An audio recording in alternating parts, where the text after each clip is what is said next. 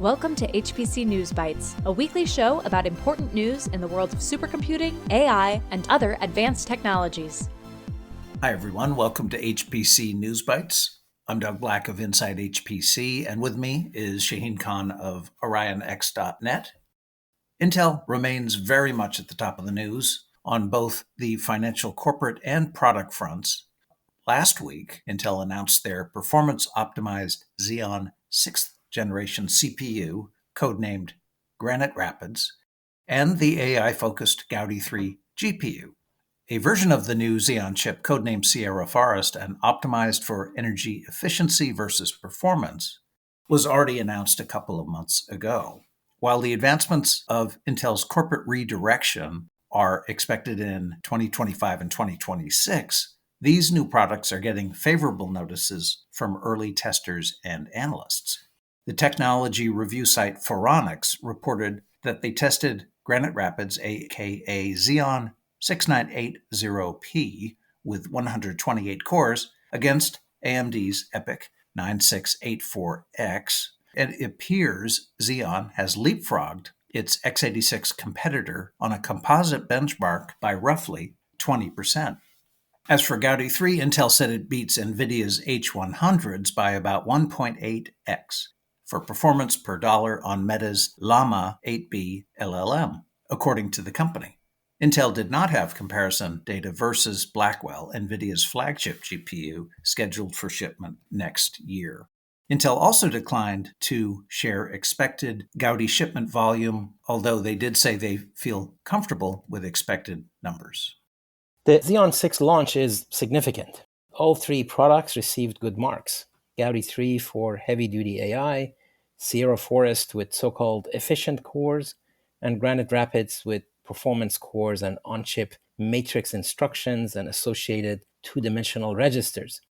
This is part of Intel's Advanced Matrix Extensions, AMX, which comes on top of Advanced Vector Extensions, AVX, and Advanced Performance Extensions, APX. If you can use them, they boost performance on the chip you already have and may even remove the need for an accelerator. Also notable is the use of the new multiplexer combined ranks DIMM, or MRDIMM for short, which allows improvement in memory bandwidth without having to make room on the motherboard for additional DIMM slots, something that is increasingly difficult as chips themselves grow in size. The announcement also bodes well for the Intel 3 fab process. The chips show good clock speed and power consumption metrics. On the corporate mergers and acquisition front, there continue to be no real news, just talk of who may have wanted to put money into Intel under undisclosed terms.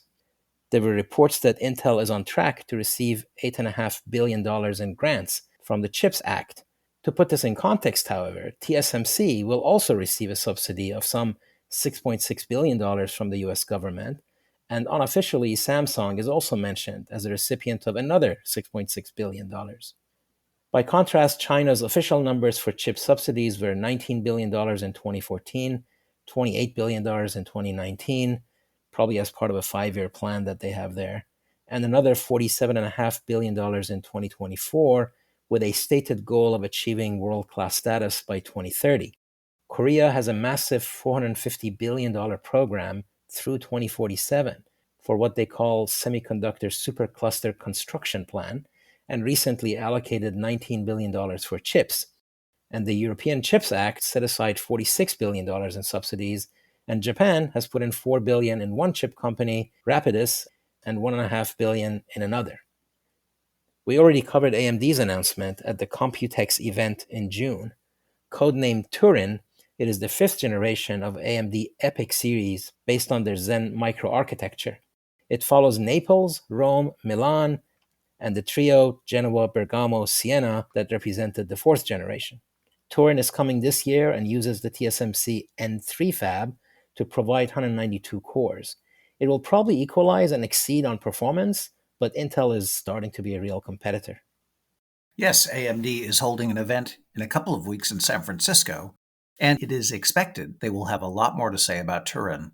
Meanwhile, in Berlin at the IFA 2024 Consumer Electronics Show, AMD's GM SVP for Computing and Graphics Business Group said the company will unify its consumer-focused RDNA and data center-focused CDNA architectures into a unified microarchitecture called UDNA, designed for the company to tackle NVIDIA's entrenched CUDA ecosystem. The announcement comes as AMD has decided to deprioritize high-end gaming graphics cards, as we've mentioned in previous episodes of News Bytes. On the quantum front, trapped ion quantum company IonQ announced a $55 million contract with the United States Air Force Research Lab in a partnership for quantum scaling, networking, and deployability, along with compatibility with existing telecommunications infrastructure. The contract will be delivered over 4 years and follows a $20 million plus contract between IonQ and the Air Force Lab last year. The Air Force Research Lab, AFRL, is really at the pinnacle of all segments of quantum tech: quantum sensing and measurement, quantum communication, and quantum computing. They are just excellent. And they are a major funder of R&D and enabler of this industry, as well as being a leading center of excellence themselves. Quantum tech continues to attract funding and researchers and global and geopolitical attention. So in similar news, IQM, based in Finland and expanding, won a €5 million contract to deliver what was billed as the first quantum computer in the Czech Republic. AQT, an Austrian company, installed a trapped ion quantum computer at Leibniz Research Center, LRZ, the well-known supercomputing site in Germany.